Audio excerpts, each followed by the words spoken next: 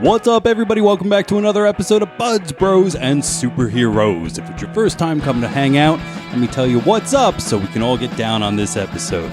The name of the show is what the sections are, Buds, Bros, and Superheroes. So in the Buds section, I got a little bit of marijuana news for you. In the Bros section, the topic at hand plays a big part in my guest's life along with myself. We'll talk about that more, but we're going to talk about growing up with the topic at hand in the Superhero section, which is Harry Potter. That's right, some people right now are like, what the fuck are you talking about? Harry Potter's not a superhero. Dude saved the world from an evil guy using magic. Come on. How many superhero plots are really off from that? I'm going to call him a superhero. It's great because it's my show, so I can. My name is Nick James, and today my guests, I've just kind of been going up, setting the bar higher and higher. People who have known me the longest. I had my brother on here. I had my best friend on here. I had my wife on here. Today I have my parents on here. It's the first time ever podcasting with parents that I've ever had. I don't even listen to any podcasts where people bring their parents on. It's gonna be a different one for sure. Probably a few less F-bombs, but I can't say none at all. Yeah, that's her giggling, guys. She's usually the number one fan who's like, can you stop all the time with the cussing? So, like I said, my name's Nick James. Let's welcome James and Denise to Buds, Bros, and Superheroes. My parents, guys. Parents, say hello. Hello. Thank you very much for having us. Hi, Nick. Thanks for having us. You're welcome. This is going to be fun. It's going to be a little bit different, that's for sure. With that, guys, we can get into the show proper. Start off the way that I always do in the Bud section. Now, the Bud section is all about marijuana, and you're like, oh my God, is this motherfucker really going to talk about marijuana with his parents? Yeah, that's exactly what I'm going to do, guys. It's going to be a little interesting, probably a little bit shorter than we usually talk about, but the way that I always start out is asking what we're smoking on, and I am smoking on some delicious Franklin Labs Wedding Gelato. Got that at my favorite Harvest. Shout out. Love them. Love that place. Love my Franklin Fridays. You go and you get a half an ounce for $180. You get to pick out 4 different ones of these. For $180. And then I got a sweet pen too. I think that was a Cresco pen. It's sitting right there. Pretty delicious. It was a great time, man. I very much liked it. Now you yourself, sir, father, weird. You are somebody who is also a part of the medical marijuana patient program out here in Pennsylvania. I just wanted to talk a little bit about how you found that so far and different travelings of the green is how I like to call it. Yeah, I found it quite easy in a sense to get it out here. I wanted to go down the legal route and got it through my doctor prescription. It was all online and then a phone call, and was able to pick up a license now, or permit, I guess you'd call it, to go down the green legally. Yeah, I like that. The traveling of the green. Have you heard that in your travels of the green? No, actually, and not until I started listening to your show did I really. Growing up, with pot, marijuana, grass, what was your guys' favorite thing to call it back in the day? What would you always use? For the most part, it was just doobie. I'm going to do some doobie. So whether or not it was rolled up in paper or not, the pot itself was doobie. Correct. So you'd roll doobie in a doobie? When I was growing up, that was really the only means that I knew of, in a sense, was rolling it up in joints. So no pieces, no pipes, no nothing like that. Eventually, maybe later on, but you're talking about your earliest days. Correct. Predominantly, that's how it was bought. That's how it was consumed. So it was nice that way. And Mother, what did you usually? I didn't. Well, no, whether or not you bought it for yourself or knew it of yourself, you still had to call it. Oh, we called it pot. Thank you. And it was for burnouts. And I was not part of the burnout crowd, so it wasn't a big part of my growing up at all. So have you traveled ever? But you don't like it. I don't. I don't. It doesn't sit well with me. It doesn't make me feel good. It makes me feel uncomfortable, antsy, very paranoid. So it's not a pleasurable experience for me. Which is just perfectly fine if you ask me. It was great. I got a new friend, 2 new friends. Basement Surge podcast. He's a guy, he's in Brooklyn, and he's been going live a lot for his coffee break and just hanging out. He's got these cool pod decks, which are just information starters, and he's just kind of been going. I found it very enjoyable. And then one of his subscribers is now one of my friends on Instagram. We were just talking, and he said something about how he did not have a good time. I said, well, yeah, that's why we're still in the medical part of it out here in Pennsylvania. You should go and talk to a professional. That professional then should lead you to people who are associated with it And no could say, oh, you freak out then. If you want to take the trip, this is maybe where we should start and can help guide you through that. My last episode with any PA Canna, my boy Danny G, was very, very awesome to listen to. He gave such knowledge about it.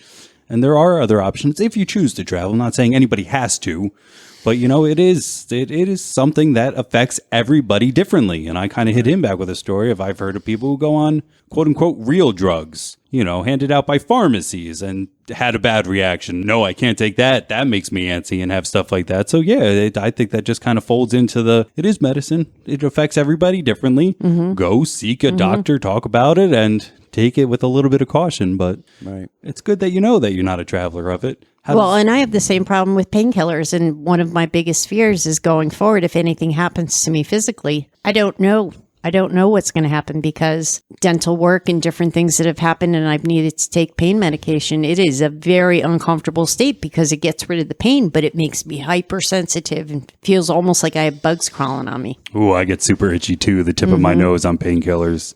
Yeah, it's terrible. It is. Kind of keeping going in our talk of it being around PA and the legalness in PA and the PA MMJ, Pennsylvania Medical Marijuana. I just wanted to read a cool little news story. So just recently in the state, we had a new law pass through the House where 164 to 38, so I'm no math magician, but that seems pretty one way. Overwhelming majority. Which would permit dispensing a 3-month supply at a time up front instead of the normal one. Right now, we're allowed to purchase a 1-month supply. During the pandemic, it was allowed to go up, so less people would have to go out. So now basically all this bill has done is kept that in place and kept in place too that it could be run out to you. That you no longer have to go in. Run out to you where? At your home or in the parking lot, like a to-go service? A to-go curbside type thing. Now, when I was talking to Mr. Joe G from Philadelphia, my Philly Joe, he was talking about there are places that have he said do that have drive-throughs. So that is a thing. No, that's fine. I was talking more whether it was a home delivery type service. That might happen as well. From what I've heard, Jeff Bezos, aka Amazon guy, was like, I like weed. Weed's cool. And like that was a big thing because everybody's like, are we going to Amazon weed now? He's going on a rocket ship. Cool, as he should. I mean, when you're a bald He's billionaire... taking his brother and leaving one brother behind. Why? Just in case? That's the way they made it sound. In case the rocket goes up and doesn't come back down, there's one brother left to mind the shop. Weird fact. 2 people know how to make Coca-Cola, and they're not allowed on the same flight at the same time for that reason. Wow. Isn't that fucked up? Uh-huh. A little bit weird. Anyway, it also reminds me of a weird SpongeBob reference. So I thought that was great. I'm glad that they kept this in. I didn't know. Maybe that's why. It's like 3 months is a pretty hefty supply. So I'm happy that they get to do that. There was a lot of people. I'm reading this now at Pittsburgh, Action 4 News. So thank you to them. If you want to read, I'll put the link in the description. But, a lot of people are like, listen, it's hard to go out every month. I've got shit to do. So to go out pretty much now 4 times a year instead of 12, hell yeah, let's keep that going. I think it's great. I think that people are safer getting it from a dispensary as opposed to somebody standing on a street corner. You don't have to worry about it being laced with anything or there being anything in it except for what it says on the can. So I think safety-wise, it's just better off being legal. I agree. Once they decide to make it legal at the federal level, you're going to see a huge boom in the industry, I believe. Which might be very close behind. That was something else I brought up the article to maybe talk about, but it just got too much into who voted what and left sides and who's controlling the House. And this is not that type of show, but long story short, federally, it might be becoming illegal. I know that they did give away some power in terms of they're not the only one to test its medicinal purposes anymore. Some of that has been given away. So now private companies can start figuring it out really, truly what this plant can do for people of different diseases and stuff like that. So I'd have to agree with you, Pop. I'm pretty sure federally it's gonna go down. What I'm really interested in seeing, just all these years later, if it really affects the timber industry super hardcore. Because from everything I've learned, it was a smear campaign from the timber industry, from this one guy who then made the Reefer Madness and started all this fucked up stuff because he was going to lose crops of fields compared to hemp because hemp is just fucking amazing. at making textiles, at making a bunch of different things. I'm sorry if I was burying the lead there if you didn't. But yeah, that it was this whole time just fucking bullshit because people with money didn't want to lose money, so started saying bad things about it and made Reefer Madness, which is hysterical. I don't think I've ever seen it. Oh, it's like 1920s and like people take it and they laugh themselves to death and it's not ironic. Oh. Yeah. Oh. Yeah, Okay. it's not meant in any sort of this is supposed to be funny. It's funny almost 100 years later of just going, can you really believe this is what people thought about the plant that makes me feel better? A little bit of fun facts all there rolled up into this bud section, but we're going to keep it brief. Head on out of there and go right into the bro section where we're going to talk about some Harry Potter. I think it's safe to say that I didn't really love reading growing up at a very young age. No, you did not. I would also hope that it's safe to say that Harry Potter changed that.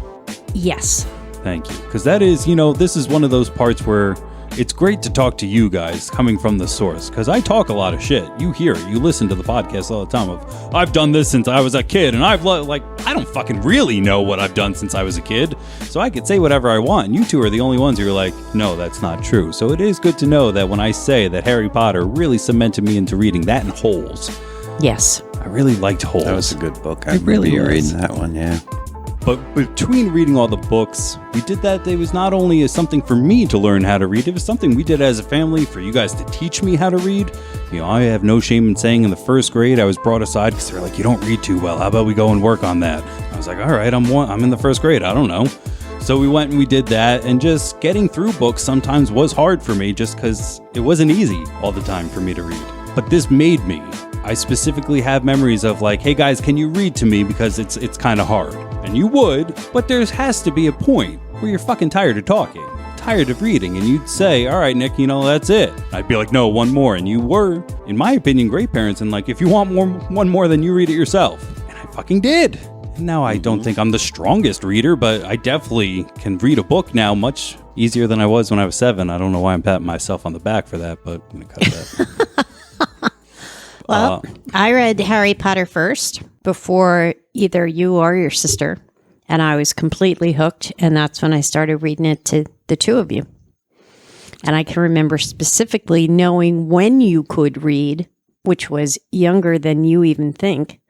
I would try to skip out of finishing a book and skip over a page. And both you and Ashley, right around 4, went, no, you didn't read that. You didn't read that. You skipped that page. So you certainly did know how to read. I think that you were it was easier for you if somebody read to you.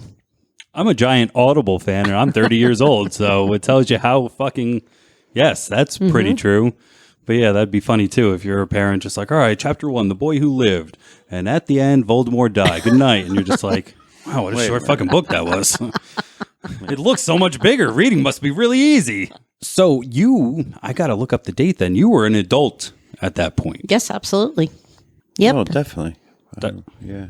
But I have always loved reading. It was a huge hit. It was making the news. I don't like to feel left out. FOMO is very real in my life. It was then. It is now. And I went and I got the book. And it was incredible. Loved every single word of it.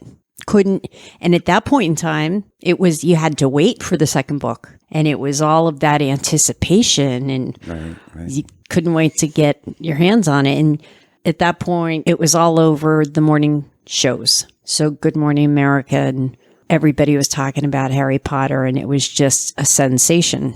And I couldn't wait to read it to you and your sister. Yeah, I do remember that part too about waiting for the next book to come out and us going back and forth and who's going to read it next. Because I think, if I'm not mistaken, that's the same time that Left Behind series came out. Yes. So you and I were going back and forth, which one's going to come out first? Which one's going to read this? Exactly. And I got hooked pretty hard on the Harry Potter books themselves too. Yeah, and it didn't even occur to us. There was no way we were going to buy 2 books, 2 copies of the same book. That wasn't happening. We just weren't doing that. So, No, not for the same house. Even now, it's just stupid. Why would you do that? Exactly. You go read your copy over there, but no, that's funny to think that you were just like staring at each other like, you done? Well, that's why we had Come on. 2 series going on at least. So and I'm trying to remember. that I do remember. We had Harry on a vacation, and you had it, and you read that one first, and I was waiting very patiently. Punta and I'm Cana, trying to. Dominican Republic. It was number 6. The green cover was Yes. that year. Because I had by that point had become 3rd in the rotation then. Maybe 4th between, you do have another child who will name nameless. The one who will not be named. She's that's funny. No, we love her. Anyway, because by Yes, we that do. point, I really remember the 4th one, waiting for that one. So you remember you got in at ground floor. I'd call it like, all right, I have the first one. Now I'm waiting for the second one. And whether or not you had read it to me at that point, I don't remember it. What I do specifically remember is waiting for the 4th one. So maybe by the time the 3rd one came out is when I was really hardcore into it. Because I remember going from Clark to Mountainside, from one Barnes & Noble to another. Because the first didn't have it, and those who aren't familiar with the area, it's not far, but it's 30 minutes. You got to hop on 22 and all that shit. And I ran in, and there was a fuck ton of them, and I grabbed one. And I have this memory, too, of you walking up the storefront, and I'm on the other side in the store of the glass. Like, there's a glass panel, to just going, as I raise my 2 hands above my head, just going, like, it's here. We could stop looking. Let's go home. And then by the time it all ended, I was working at CVS. And to kind of circle back around to what you were talking about in terms of phenomena, CVS is not where you go to get your new released books. No. But we got books to sell that had giant stickers, do not open until. And we were a Garwood, New Jersey CVS. It's not like we're the same town as Scholastic or some shit like that, where it's like, oh, it makes sense that they have the book first, but we did. And I remember I worked that morning and I was able to cut it open, and I just sat there ringing people out. And they're like, what are you doing? They're like, is that Harry Potter? And I was like, yeah. And they're like, do you have another one? And I was like, yeah, we got some. And I sold like 5 Harry Potter books that day, just sitting there reading it. That's so cool. Yeah. I don't remember that story. That's so cool. Yeah, I was an asshole. I skipped right to the epilogue. It's so funny. You don't remember this, but it's so weird, and it must be weird even now, as I'm a 30-year-old man. And you raised me, you know me, and the weird things that you never thought would make an impression that must have, because I do them now. You showed me the Billy Crystal, what's her name? What's her name? Meg Ryan. Meg Ryan. Classic, When Harry Met Sally, and he's a pessimist, and he tells her, oh, I always read the last chapter first. And she goes, why? In case I die overnight, at least I know how it ends. And as a child, and now a grown man, I'm like, that makes fucking sense. So I always read the last chapter first to know how it ends. And the first thing I read was the epilogue. And then I went, okay. And I went back to figure it out. That's so funny because, I used to read the backs of books, the synopsis, all the time. And I stopped doing that because I was finding myself reading the same types of books over and over and over again based on the back of the book. I said, nope, I'm going by cover only. And possibly, author reputation, and I'm not going to read the synopsis anymore. So every book I read now, I go in blind, completely blind, and I never skip to the back. If I die, that's the way it was supposed to go down. Now, on the other end of that coin, I would say Mom reads a lot in terms of just a wide spectrum, whereas this type of young adult fantasy would have never really crossed into your realm before or after that. Would you agree? As far as Harry Potter? As far as a genre for you reading books, would you say young adult fantasy is your had forte? I not had you guys at that point in time in my life, I doubt I would have picked it up, even if Denise would have said, this is a great book about wizards or something. Okay, maybe. I've said that about a lot of books, and you've gone, yeah, okay, maybe. About wizards? No, about everything. About other, different topics or something, so... Again, I'm just trying to encapsulate on the phenomena part of it and just how good it truly is, where even a father reading it to his kids like, all right, shit, I kind of want to know how this ends too. Right. Like, that's some good writing. And there are some kind of fun facts. Like, if I'm not mistaken, she was super duper poor when she wrote this, like writing it in cafe on scraps of paper. Yeah, she doesn't have to worry about that now. No.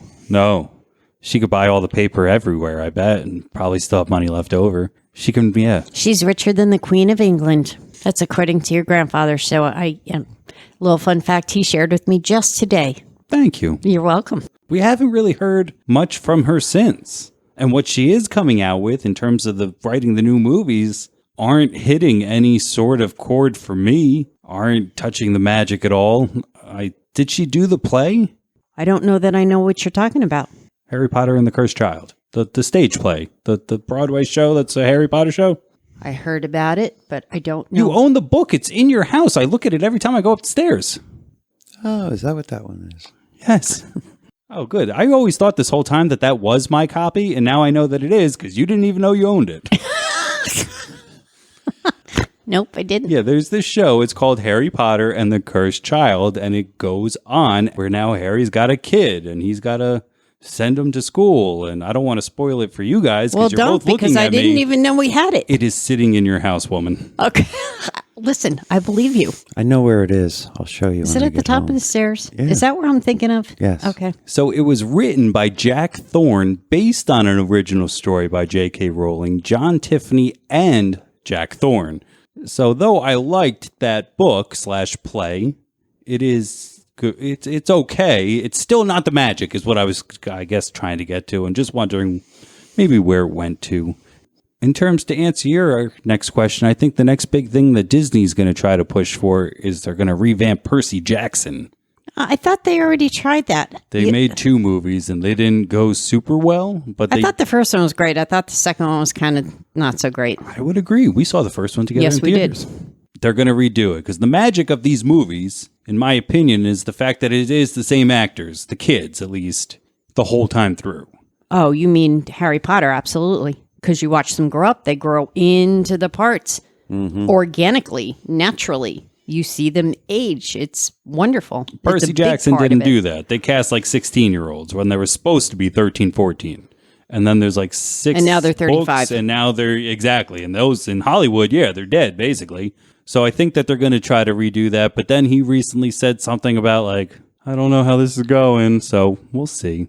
But I thought that was the second biggest young adult series. That's of Rick my Gordon? life. Yeah. Yeah, you tried to get me hooked on those. And I did read, I think I read 2. But then I like I said, I liked the first movie. The books were okay. They didn't grab me like Harry, but they were okay. As what I call myself, a man, I read Harry Potter. And I can get easily sucked back into it. Trying to get back into those, I realize, almost like watching Power Rangers, where I was like, ooh, this hasn't aged as well as I have. You know, this does seem to be a little placatey, a little bit for kids. Whereas an adult, I don't appreciate it as much. Whereas where I read J.K. Rowling, I'm just like, she wrote this for me. This is my book. Like, I like this book. Right. Yeah. I'll wait for the movie section before I say. We can almost get into there quick. The next big thing that I wanted to talk about in the bro section of growing up with the entire franchise is I don't think we missed a single movie. No, in fact, I think we were out here for at least 1, if not 2, that Ashley and Michael, we came out to Pennsylvania to make sure we were all together to see it. We saw one, I believe, in Wilkes-Barre. The first one? No. Oh, no, we saw one as in one of them. One sorry. of them, I was like, yes. there's no fucking way we saw the first one here. No, that was definitely Mountainside. 100% Lowe's Theater. Absolutely. And that was back in the time, kids, where you couldn't pick your seats and you had to get there early. And this is the time in my life where I learned what anxiety was. I don't think I've ever had an anxious moment in my life up to, what if we don't get a good seat? And I got to sit in the front with my head cranked. What am I going to do? Like, I really, truly believe maybe some of my anxious problems come from those moments of not knowing. And nowadays, getting to pick your seat is probably the best fucking thing movie theaters have ever done, in my opinion. Because I truly do remember just like getting to the, like pulling up, it's on Route 22, and you could see all the cars. You know, you're up on it, and you kind of have to come down into the theater. We used to come in through a side route, coming in through the park. But if you didn't, you could see down. And what I'm trying to say is like you saw right away, bullshit or not, how busy many, it was. Yep. So now it's busy, and you're like, shit, maybe they're all here to see not Harry Potter. And then you're parking, and kids are running around with glasses and wands, and you're like, fuck, everybody's here to see Harry Potter. This is not going to end well. And getting seats and stuff. But yeah, definitely 100%. Can remember doing that for the first one. Second one, it must have been, if I had to guess, the ones that we saw out here were somewhere in the last 3. Yeah, I would agree. I mean, I don't remember the years. I'm not good with data like that, like you are. I don't remember the years, but yeah, we definitely saw at least 1, if not 2, out here. The last one was 2010, not counting Fantastic Beasts. Oh, so maybe it was only 1 because, well, no, Ashley be. graduated in 2010. It could be. They might have come back for just as many as we came out here for. Yeah. For anybody who's like, what the fuck are they talking about? Right now, we're in Pennsylvania, where we all live. We were talking about where we all lived in New Jersey. And then when my sister came out here to go to college, met her husband, they have kids. So now everybody's out here. Just anybody's going, where were they and where are they coming from? That's what was going on there. Sorry, maybe should have said that 5-6 minutes ago. Our Perhaps. bad. But the Mountainside Theater was the best. I think we saw a majority of them there for quite some time. And I do not think that we missed one. Going to them being Harry Potter, it was more than just a franchise. It really was a part of our family, was their family, and growing up with it. And it was a lot of good fun. Oh, yes, absolutely. A lot of good memories tied up in just being together, just insisting that we all be together to see it, that we not see it alone or, Or that was just, separately, that right. was not happening. We were going to see it together as a family because we read it together as a family. We talked about it. It was a big deal. And without knowing it, yeah, we could pretty much quote the last line that he says to Voldemort, like, let's end this the way we started it, together. Yeah, exactly. Exactly. And the fans are the best. Well, when we arrived here, you had a video going of the opening of Harry Potter store. I don't know the proper name for it, in Manhattan. I think it's just Harry Potter, New York. And we are at such a politically charged, socially charged point in our history as a country. And here are all of these people, every size, every color, every shape, every nationality that you couldn't think of, all gathered to go to Harry Potter peacefully. And it just gives me hope for the country, because here's all this group of nerds all together waiting to go into a store. It's a beautiful thing. Couldn't have put it better myself, and that's how I feel. You know, a little kid going in and grabbing the book and dancing with it is more so what I feel, rather than some, we just recently heard that Target is no longer going to sell Pokemon cards because they can't deal with the fights that come from them. Of adults waiting for doors to open like it's fucking Black Friday, storming the doors and grabbing boxes of Pokemon cards to resell and bullshit. Like, it's just a fandom in which is like, ew. Funko Pops, unfortunately, sometimes kind of get that rap. I have fast walked to the back of a Target to pick one up. I'm not going to lie. Some of the comic book people, in terms of who makes the movies and tweeting, and if you don't bring Tom Holland back, we're going to kill him or some shit like that. Or how dare you take Henry Cavill out? And there's just, I've never heard any of that bullshit with fucking Harry Potter. And it's just one of those things that I'm very proud of always being like, oh yeah, I fucking always rep Harry Potter to the full extreme, because I think our people, among all of the fandoms, are the nicest. Even Star Wars, they almost made that Jar Jar Binks guy kill himself. Really? Yeah, that little Anakin Skywalker had to quit like 5 schools because they tormented him so bad. Oh my gosh. Jake Austin, I think his name is. The same kid from Jingle All the Way with Arnold Schwarzenegger. Oh, I love that movie around Christmas time. Way off topic, but you don't hear that. You don't hear Matthew Lewis or Emma Watson going like, oh, the fans are the worst and stuff like that. You hear generally just nice things. In fact, I hear such nice things that you could probably get Rupert Grint to come home with you. Somebody's like, hey, we're having a party. Do you want to go? And he's like, yeah. And all of a sudden, Daniel grabbed him or something like that. I was like, what are you doing? He's like, no, we can't go to that. Sorry. And he's like, why are we going? He's like, I just didn't want to say no. That's how nice that people are. Well, and I also think, too, that I remember you being particularly hung up when they changed the director from Chris Columbus. No, I like the guy who did the 3rd one. I wish that he was given the 4th one, because the guy who did the 4th one didn't know shit about the books.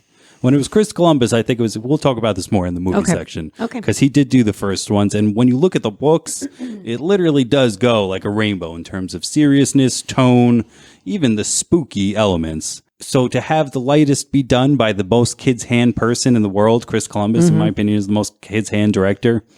I thought it was good. The guy who did the third is who I wish did the fourth one as well.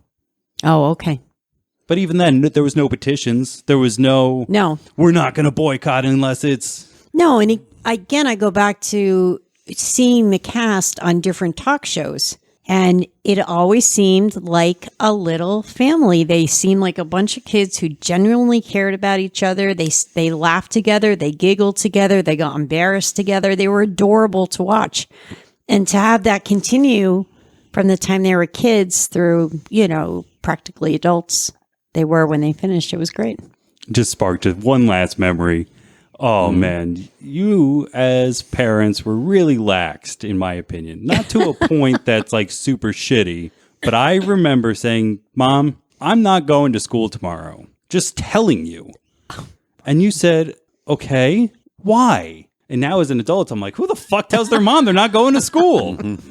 And you said, why? And I was like, Rosie O'Donnell is going to have the whole cast of Harry Potter on. And being sick, a lot of people will reference The Price is Right as being their companion. I remember in and around that time when I was sick, the Rosie O'Donnell show was the first thing on, and I loved it, and I loved Harry Potter, and I flat out told you, I'm not fucking going to school tomorrow because the cast of Harry Potter is on Rosie O'Donnell, and they're going to show shit, and like, I cannot be bothered to go to school tomorrow. Like, math? No, they're going to be on there.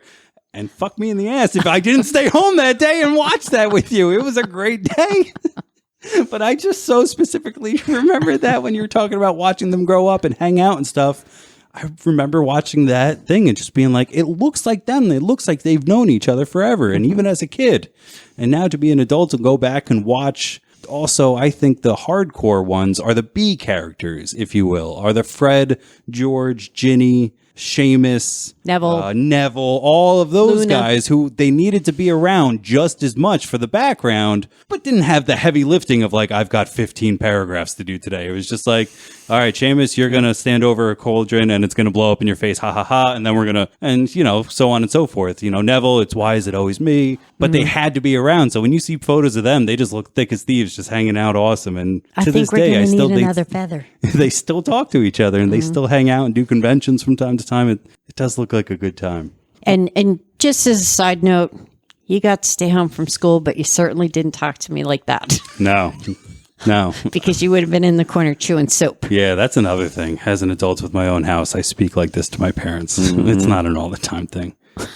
With that, a fun little side note, we can close on out of the bros section and get into the superheroes section where we're going to continue to talk about Mr. Harry Potter. Stick to the first movie just inside the Sorcerer's Stone. Harry Potter and the Sorcerer's Stone came out in 2001, specifically November 11th. If I'm not mistaken, we were seriously 110% there. November 11th, 2001. Comes in at 2 hours and 32 minutes long, but it never really felt that long as I was going back in through it. On the IMDb here, just in case nobody knows what the fuck Harry Potter is about, an orphan boy enrolls in a school of wizardry where he learns the truth about himself, his family, and the terrible evil that haunts the magical world. First one was directed by Chris Columbus. I think we also talked about how he went on to do the sequel, though we're not going to talk about that. The writings are J.K. Rowling gets credit for doing the novel, though we have Steve Close here for the screenplay. The stars, it's a lot to go through, so we're just going to go through them as we go through them. Usually I list the names, but everybody in this movie is a star. To start off, I do have some fun facts where this movie was originally, Steven Spielberg was interested in doing one. And it was going to be him. And he was like, what if we did a cartoon and we took stuff from a lot of the books and mashed them into one movie? And J.K. Rowling went, no, I'm not doing that. And rightfully so, because fuck that noise. So then eventually Warner Brothers got on there like, all right, well, let's do it with real people. Well, who are you thinking? She went, it's got to be an entirely British cast, or pretty much no Americans, because there are Irish actors, there are other European. It's got to be, is that the right word? It's got to be an all-European cast then? all on the other side of the pond? Because I know I think all she was saying is not American. not American, basically. I don't want any Americans. Because another fun fact, just rolling off the cuff here, Robin Williams was like, bro, I want to be Hagrid. And J.K. was like, sorry, dude. Like, no, it's all us. You're not us. So, sorry. Isn't that a fun fact? That is. Could you imagine, though? Can you really sit here and imagine Robin Williams doing it? No, because, Robin Williams, there's parts where Hagrid needs to be somewhat solemn and sad, and he needs to be big. And not that they couldn't have done that with Robin Williams. Too, right? You know, Robbie Coltrane's not that big. The CGI and all that stuff, they could have made him big. But no, it had to be the guy that plays it. Robbie Coltrane. Yes. Just saying the names as they come up. Okay. I don't want to keep harping on it because you're right. Maybe in the first one we could have gotten away with it. But in later ones where I see Hagrid in like the Deathly Hallows and he's, Harry, what are you doing here? No! And he's all serious and beat up. Then I lose the entire Robin Williams thing. When I think of in this first movie where he's like, oh, it was dark times. And what was the guy's name? And he's like, oh, I can't say. And he goes, what if you wrote it down? I couldn't spell it. Some of those comic bits that he gets in this first one. But yes, I cannot agree with you more. What was the other one we were going to start counting? Oh, shouldn't have said that. Oh, shit, yes. Those are great Yes. too. At least half a dozen. And when the kids come to the door and they want to come in and he says, oh, I'm not really up to entertaining right now on, that kind of stuff. That's where you can see maybe some of the brilliance that Robin Williams had comedically coming into play. But there were times that Hagrid had to really be sad and solemn. And I just don't see that coming out of Robin Williams. And just to continue on this train before really kind of starting the story of this first movie proper, one of the things that's brought up a lot is in the Harry Potter verse as a whole, is that he didn't have many strong father figures, with one of them being Sirius, and that's what makes his death so fucked up. But I'm like, dude, Hagrid was there the whole time. He took care of you from the minute your parents died. Mm-hmm. As we all know in the Giant story, sorry for any spoilers. Again, I can't believe anybody's kind of stayed with us this long and not known about Harry Potter. We do know that Snape is the first on the scene, but the person who takes Harry out of the wreckage that is his home after Voldemort kills everybody in there and brings him on the giant motorcycle is Hagrid. Mm-hmm. I brought you here when you were a baby, and then we know as well he takes him out of there. He's still alive at the very end. He's still there. And even though it's never really written, I don't know in that play if he's ever actually brought up in the future. But in my head, they're always going to be best friends. Mm-hmm. They're always going to be there. So this is my personal little shout out to Hagrid might be my favorite character. Hagrid's great. Hagrid's great. Bought him his first birthday cake too. That was awesome. Personalized even. And do we know where that secluded rock island in the middle of water, why they were there, how they got there, the Dursleys, to get away Harry away from the letters, all the mail? What did they own the island? They rented it. So that's one of the fun things that's left out of the books is they make a few different stops before he just yells in the middle of his own living room, like, we're getting away, far away, and then it's a jump scene to this little island. In the books, they make 2 stops, in which I don't remember off the top of my head, but again, the owls come with the very fucking specific address. Mm-hmm. So in the book, his first one was the letter under the guy under the stairs. And then they were like, shit, they're fucking watching us. All right, let's put him in the second room, and then maybe they won't send another one.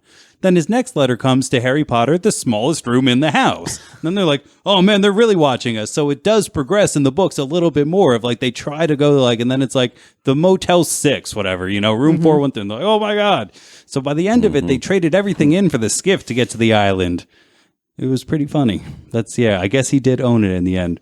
To start just really quickly back at the beginning, the movie starts with, the series starts with the boy who lived, Harry Potter, and the reason I consider him a superhero is the one who took down the Dark Wizard. There's this guy named Voldemort. Anybody who read the book, there's a T in his name. You're not supposed to say it, apparently. Really? Yeah, I didn't know that. Voldemort. It's not Voldemort. Anyway, he's, in my opinion, like I said, he's Vader. Going around just anybody who wants to come in on my cause of we don't like muggles and muggles are non-magic folk unless you're a no-mage, which is American stuff. Anyway, we're going to live superior to them, come to my side. If not, he was just wiping people out. And some of the people who were against the resistance were the Potters. And eventually he found the Potters, whacked them, and went to go kill a little baby. Instead, we find out that the sacrifice of Lily, his mother, has caused the old school magic of love that then bounces back on Voldemort, and then he's gone. He's dead. So the book opens up with Vernon Dursley, Harry's uncle, just trying to go to work, and like all these weird shits are happening. Like people in tunics are walking around like, yay, yay, yay, fireworks are going off. He's like, what the fuck is going on? And it's because it is this day.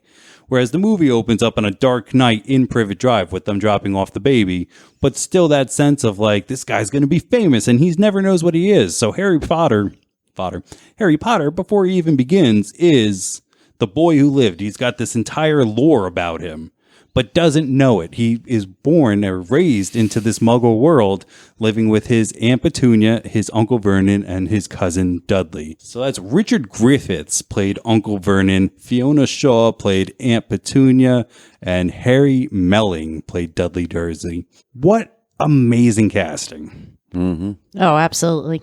Absolutely. They couldn't be more miserable obviously they're actors, but they played miserable perfectly. You despise them. You wanted to just go take a shower. They just were so despicable and didn't try to hide their distaste for Harry at all. Perfect way to bring up my next thing of what a character clash it is to, not that they didn't like him, I'm fine with that, but they let the outside world see it. Mm-hmm. That's one of the things that I just read again preparing for this, was that wouldn't it make more sense for them to like dress him better and to make him look better? Because if not, it would cause more talk about, like, do you see the way they let that Potter kid run around? Like, they must really fucking hate that kid. Somebody should call the equivalent of Dyfus over here. But instead, it's something that's not brought up. And not until I read this post of, like, you would think they'd send him to better stuff. So on the outside, it kept up appearances. Because the one thing Petunia doesn't want is people talking about her. Exactly. She is that nosy neighbor, the bewitched neighbor to me of just like, Morty, come here and look. Like, just always that. And Vernon, he's in the book, he's described as selling drill bits. And like the bits he sells, like that's what he is. He's just this hard, round man trying to fit into a square peg or something like that is what they said. Right. And then Dudley is just the most spoiled child ever. And it all plays out. Harry has lived at this house for almost 10 years. And it's just been horrible. Or is it 11? It's 11 years. 11. Well, Because, it's going to be his 11th right, birthday, his 11th birthday. but he was not 0 when he was Dropped off. right. Okay. So right, because when we with see Voldemort. pictures of him with his He was parents. a toddler, perhaps. He was a toddler. He was definitely, I think, at least one. Right. Agreed. Later on in the book, super nerd fact number 1 billion or something like that, eventually he gets a picture of himself. Sirius, his godfather, buys him a little toy broom that actually hovers. It's one of the only pictures that he has of the three of them is him just riding around on this little broom. That's like weird deep cuts 6 books from now. Sorry. But he is just a little boy. He's lived there in these horrible conditions. He lives in the cupboard underneath the stairs. They're horrible to him. It's his cousin's birthday. He doesn't have enough gifts. He's going to go out to the zoo. It's the first time we see him speak parcel tongue, in which we learn. And just nothing goes right for him until he gets the letters that we were talking about from Hogwarts that just keep showing up. And they're like, we're not going to give them to him because the Dursleys know the back facts of who Lily and James were, that they were wizards and Harry himself would be a wizard. And they don't want that. Aforementionedly said that they don't want any attention brought to them, especially on a negative light. And in their eyes, being magical is a negative light. Eventually he gets his letter. This guy that we know named Hagrid comes and gets him. And that's where the real Harry Potter story goes proper. Yes. Hagrid shows up at that aforementioned island, and he comes through the door, this huge, menacing Harry presence, and the Dursleys are terrified, and Harry is more almost bewitched. He's just standing there in awe, looking at this man who brings him this birthday cake, and he seemingly doesn't seem to be frightened. He doesn't seem to be shaken up at all All right, he's just taking it all in, which is a lot for a little kid. And then, of course, Dudley sneaking into the cake with his hands. It's kind of gross. But he gets a pigtail. Yes, he does. Yeah. That's fun. Hagrid's not supposed to do magic. We learned that his wand gets broken, and he eventually puts it into his broomstick, little bits and pieces that he has left. So he can do some magic, but strictly speaking, he's not supposed to. Mm-hmm. One thing I noticed before that, though, because we were talking about the superhero and how could Harry be that, and sometimes you don't have to have magical powers to be a superhero. Just like I've noticed with that first scene at the zoo, is Harry doesn't need a wand to do magic. By him making that glass disappear, it was the first time I saw that he realized in himself that he had magical inside of him. So by the time he does get to the island there, I could see why he thought something else was going on. That and The owls, the luminous letters, owls Right. coming in and stuff like that. So he already had a little bit of knowledge, I think, that Well, something was going on with him. And, the snake said thanks and took off after him, and then the glass is back. I thought that was interesting, watching it through again and saying, maybe he really doesn't need to be superhero as far as getting powers bestowed on him or needing a wand or a green lantern or needing a ring, a magical ring, or even the Batman who has no superpowers other than his gadgets, It's one of the things in Harry Potter, too, of like wandless magic is a big deal because of how hard it is. There's not much of it, though, from what I remember. No, in the movies, no. In the book, Right. this wasn't his exact first time. One time his aunt sat him down and pruned his hair. And I say that to mean, she didn't sit down and give him a nice haircut. She fucking went to town because it's supposed to be even bigger and messier.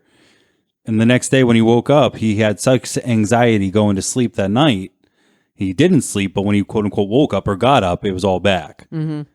He got in trouble. A bunch of boys, Dursley or Dudley inspired, chasing him. And all of a sudden he ended up on the roof one time when they cornered him. And I guess a gust of wind got me up there or something like that. So I do agree in terms of why am I not freaking out at big hairy guy? It's just what the fuck is going on around here? Just what's going on? How do you know it's my birthday? Mm-hmm. But it is his birthday because all witches and wizards get their letters. Super nerd fact, 10 billion something else. Nobody decides who goes there. It's all in a book that just writes itself. There's a room in Hogwarts where a quill just starts writing its own shit, and that's who gets in, and that's whose name, or, I believe in the book, in this island scene, Hagrid says, his name's been down in the book since day one, or whatever the hell he says, something like that. Well, it tells him he's a wizard, yes. But nobody sat there and went, oh, Harry Potter's born, he's coming here. It's all magic. It's all up in the air. I thought that was interesting. Second fun fact, you don't pay to go to Hogwarts. There's no annual tuition. The Ministry of Magic covers it all. You have to buy your own supplies, so we do see Where that. did you even find that out? Oh, The internet's Dursley amazing. was his father said something like that. Yeah, Well, because we're not Dursley paying said we're for not that or paying for anything, that. and that's where he eventually got, went to Gringotts in the next scene or two. But Yeah. So the guy whose video I watched, he probably had to spend in and around $1,100 for the robes, the cauldron, the owl, even though in the book, Hagrid, that was his first gift, was actually, he bought him Hedwig. The cauldrons, the wand, all that, it was about $1,100 with the thought about price of room and board, plus teacher salary, all that being somewhere, shit, now I forget the number, and if I say it wrong, I'm going to sound like an asshole, but it was $100 and something $1,000 a year. But no, all covered by the Ministry of Magic. Good folks. He gets all of his stuff At He heads- Diagon Alley. in Diagon Alley. That was a great scene. Oh, bro, I definitely remember that in the theater of just how's he going to, what's it going to look like? Uh-huh. And he taps the bricks and it opens up like a weird puzzle. And we completely passed platform 9 3/4. Why? If we're just at Diagon Alley now, he's got to get all his stuff and then go to platform 9 3/4. Oh, that's true. Go ahead. Sorry. I'm ahead of myself. she passed to platform 7. But in Diagon Alley, nothing, I would say, I hate to harp on it. The book kind of elaborated on it a little bit more in terms of getting the ropes and stuff like that. But you did see a lot of great Easter eggs. The set design on this is it's better than what I made in my head, which is hardly something I can ever say. Again, being 10 years old, I can 100% remember looking at that going like, that's Diagon Alley. Yep, that's exactly what it was with I thought it'd be like, nope, that's what the fuck it looks like. And it, to this day, stands up. And I really want to go to Florida and go to the real one and look at that. But it's cool. Yeah. It's cool. Oh, yeah. And it just, we've said it so many times, and it comes in a later movie when they use the flu powder, and he says, diagonally. Yeah. What did he say? Diagonally. Oh, I was afraid of that. Afraid of that. Yep. Yeah, flu powder is one of those things where I don't know if I'd play with that. A port key seems a little bit smarter or something. Yeah, flu powder, I don't know if that's something in the magical world I'd mess with. It must be really messed up being a muggle born. So you could be a quote-unquote pure blood. Your parents are magic. They live in the magic world, and you yourself are magic. Or you could be a muggle born, which means you are a muggle. Your parents are muggle. They lived as muggles, but you were still, like I said earlier with the pen in the book, you were written. You were going to go to this school. So it must be very strange for Harry, it's awesome in terms of a character of getting to be both. Because though he was from the magical world, he is this quote-unquote prince almost, this, what's the word, the prodigal son, returning to the magic world after his time away. To him, he's just like, hey, I'm Harry. It's one of the charms of the character that's really great. And it goes through in that scene where before they get to the Diagon Alley perfectly, they're in the cauldron and people are like, Mr. Potter. Yeah. And stuff like that. Yeah, and he's looking around. How do all these people know who I am? Yeah, I love that. And that's where we get the downloaded story of Hagrid telling him what happened to his parents. And then from there, we can go to platform 9 3/4, which is a giant train. The Hogwarts Express is one that takes them, because the school itself isn't in England. I think it's in, I'm horrible at geography. What's like right above that shit? Scotland? I want to say Scotland, but again, really bad at that. Really bad at that. But they have to take a giant train. I always thought that was great. Every train I've been on, it hasn't been like it's like Amtrak or some shit like that, where it's like, this isn't a train. This is kind of, I don't know. I always thought that was magical. And then we get to meet Ron. We get fun candy. It's alive. Would you eat a chocolate frog? No, I don't think so. And Hermione. I even saw that. You have dirt on your nose right there. Did you know? Did you know? The next fun topic that I was going to get to, we're not going to be able to talk about every single aspect of the movie. As I'm looking at the time in which we're recording, I'm like, fuck, we're not even at Hogwarts yet. So we're probably going to have to start to get some big chunks out of the way quickly. We're just going to arrive at Hogwarts and get to what we did when we got here. Why? What do you have? You have notes. Let's talk about some notes. What'd you write? I wrote a lot of notes. Okay. I like that they went from a train to a boat. I had forgotten that. Hadn't really seen the movie in quite a while. Fun fact number blah, blah, blah. Only the first years do that. From then on, we see them walk with the Thestrals from then on. Only first years travel over through the boat. The only reason I'm positive of this is in the second movie/book, we meet Colin Creevey, the kid who keeps taking pictures. And eventually in the books, his little brother comes and falls in the lake. And as he's in line waiting to get the hat drawn, he looks over at his brother and goes, hey, I fell in the lake. And it's, to this day, I don't know why it's one of my favorite parts of the book, but I could just imagine it still. It's never brought up, but only the first years go across in the boats. Ravenclaw, the only one not mentioned by the Sorting Hat. This is a perfect segue into right exactly where I wanted to get to. Hogwarts is a school of witchcraft and wizardry set up by 4 legendary witches and wizards. Helga Hufflepuff, Rowena Ravenclaw, Salazar Slytherin, and Godric Gryffindor. So their last names are the houses of in which comprise Hogwarts itself. Now that I'm thinking about it, I can't remember if I ever figure out why they were like, all 4 of them were like, Hogwarts. It doesn't sound like a VD at all. We should call this Hogwarts. Oh, it's a all umbrella. Yeah, why is it called Hogwarts? Now that I'm thinking about it. Oh, man, is there a nerd out there bigger than I who would love to put this down in the comments? Because I would like that. But can we all agree that it kind of sounds like a VD? Like, Yeah, it does. that chick you brought home. I don't know, bro. You might want to check. You might have Hogwarts again. I'm just saying. So when you go there as a newbie, you don't know which house you'll sit with because you do everything with your house. You triumph with your house, you lose with your house. One of the things not brought up a lot in the movies, only in view sometimes, is the points are dictated by crystals. And the crystals are in the main hall and you see them rise and fall, and whoever has the most crystals at the end wins the house cup. And they don't really say why you want to win the house cup. No, you just they don't want really to. say what you win. You just win the cup. You just want to do it. Yeah. It's like the yachting thing. You win the yachting cup. Yeah, but it's not like being the valedictorian or like next year we Free get tuition first. next year. That's what I mean. Yeah, they're like, what do we get? We get the first pick at Quidditch or doesn't matter. Anyway, there's a hat. You put that shit on your head. It reads your mind a little bit. They're unclear on the magic of that, and you get sorted into the house. All this is a long-winded way of saying you, faithful listener, can go out onto the internet, do a little test on that internet, and get sorted yourself. And then I made my parents, and we did it. And it was a lot of fun, and I want to talk about what we all are. Why'd you sigh, Denise? You go first. Because I ended up in Slytherin, and I didn't want to be in Slytherin. I wanted to be in Gryffindor. Yeah, but Slytherin's not that bad. So what we have from there is pride, ambition, cunning. You probably know that some Slytherin's most renowned members include Severus Snape and Bellatrix Lestrange. But did you know Merlin himself was a Slytherin? Or that according to legend, the ribbon of a first class of Merlin is green to reflect the Hogwarts house itself. So this is a long way of saying it's not that bad. You lost me at Lestrange. She was nuts.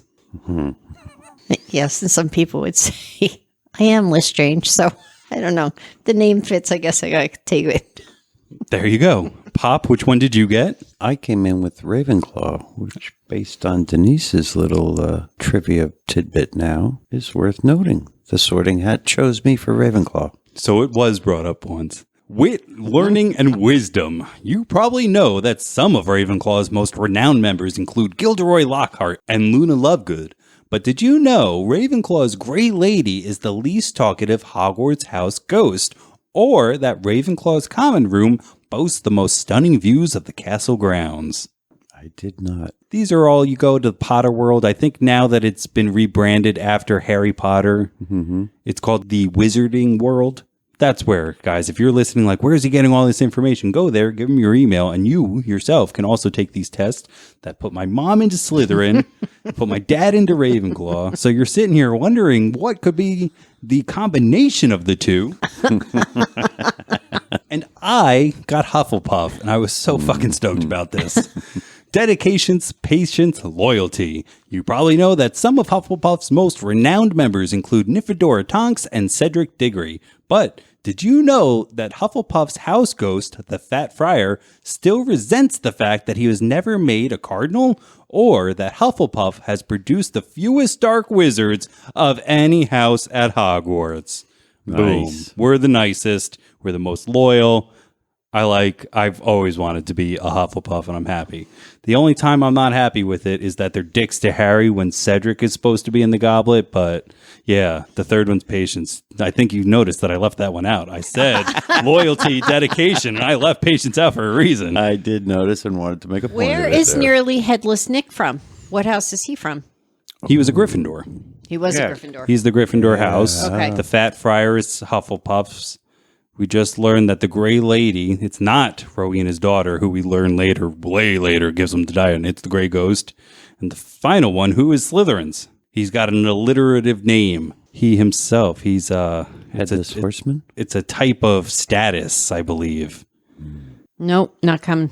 BB, he's the Bloody Baron. No, would have never gotten there. One of my favorite parts in the book, left out, but another great fun fact. There was supposed to be Peeves the Poltergeist in the movie. So much so, it was not only a theory, but there are films seen. There was an actor. He was cast. He was there. They did film stuff. Great big character throughout the entire series, left out. The only reason I brought it up is the only person who can ever put him in check was the Bloody Baron. The only person that Peeves was ever actually truly afraid of. He's got a sick Funko Pop. So you see, I have a headless or nearly headless Nick. So he's kind of the same in-between color, and he's got a cool sword and shit. They also have a Moaning Myrtle in the same kind of bluish tint. They're great.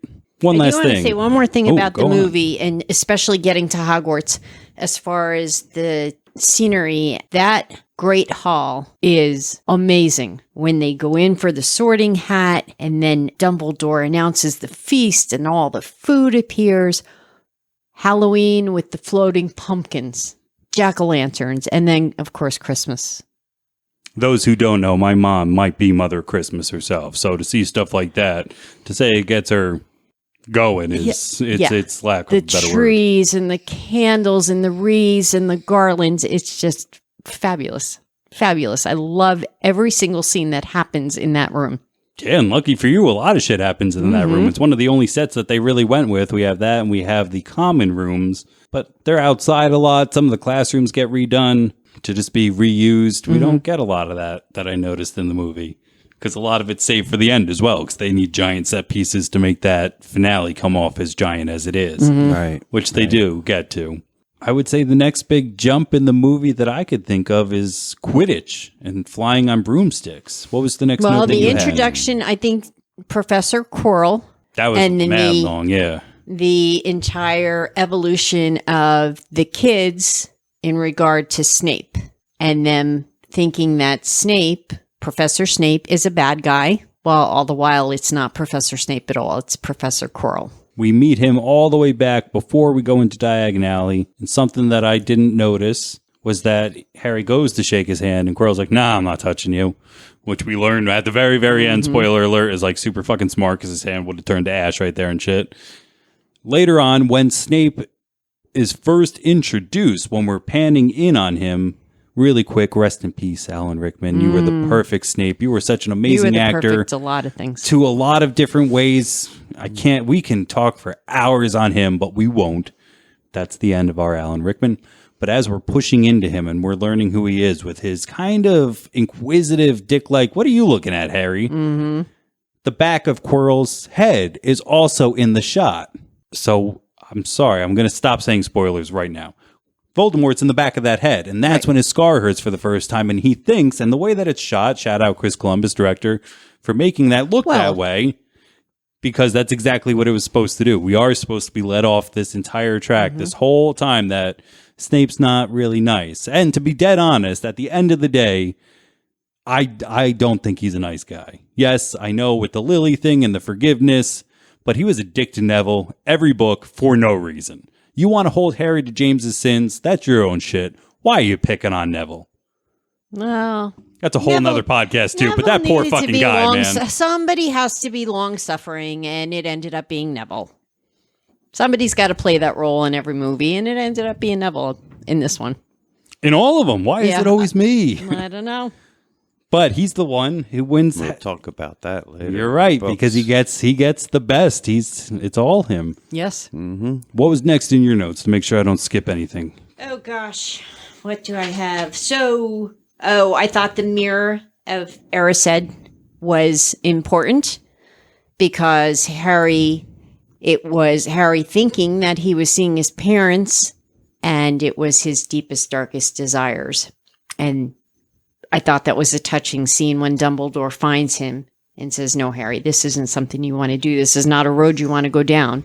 And we're going to take the mirror and we're going to put it somewhere that nobody can find it.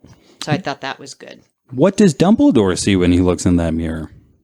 I don't recall. Himself holding a nice pair of thick socks. That's what he wants most in the world. Isn't that weird? Well, maybe he spent winters in Pennsylvania. It wouldn't be right to go on and suck Alan Rickman as much as we did without also noting that Richard Harris passed away too. Yes, that was very sad. It really was. Very sad when that transition had to be made and he was no longer, somebody else was Albus Dumbledore. It was just, that was a hard movie to sit through. It really was. Not that it wasn't a great movie, but it was a new Dumbledore and I was still mourning the old one. He did. He did a great job. I loved him in the first two. For those who don't know, he passed away and the role had to be taken on by somebody else. And I think it was also, I don't know if it was done on purpose, that was the first time Chris Columbus then stepped away. So maybe with the whole new feel, that's why I think that it worked better than it could have. It could have been a much rougher transition, but I do think with the change of director, and almost that's the first one, it's a first change of tone of like, maybe this isn't so kids' book. You know, we're going to talk about a mass murderer and like somebody cutting off a pinky and betrayal of best friends and stuff like that. You know, we're going to go really deep on that. It's been my favorite book forever because it's the only one that's not all about Voldemort. Mm-hmm. That's neither here nor there. But to talk about the mirror, that keeps going through. It's called Harry Potter and the Sorcerer's Stone because we are talking about this. It is a stone that keeps somebody alive, and at the end of the day, Quirrell is trying to find it to get Voldemort back. The kids have to stop it. That's what has to happen. And just that whole scene of them getting past the three-headed dog and through the trap door and through the vines and of wizard chess. What a great scene. Wizard chess and Ron just stepping up to the plate and saying, "You go, Harry. I know it has to be you. I'll sacrifice myself here." Was just a great, great scene for everybody involved. So to backtrack just a little bit, they have to get through many different things. A few more in the book that we can talk about in a moment. But the thing that was funny, I think we did bring it up, though. The first task is Fluffy, a Cerberus dog of sorts. It's a three-headed dog. It's similarly to that of sits outside Hades, protecting or guarding that shit. Named Fluffy. But Fluffy is his, and he gives out that he's like, yeah, the only thing is that he just needs a little bit of sleep, and he'll go right to, or a little bit of music, and he'll go right to sleep. Shouldn't have said that. From there, they dive down into Devil's Snare. Right. And I love it. It was one of the ones in the book that's Just also really relax. great. Yeah, just relax, and like, good thing we didn't panic. Good thing Hermione pays attention in herbology. Yep. From there, they go is the next one, the keys. Mm-hmm. The key was pretty good. And now the thing in the book that they kind of played a little bit more on that you don't realize in the movies is that every test is a Hogwarts teacher.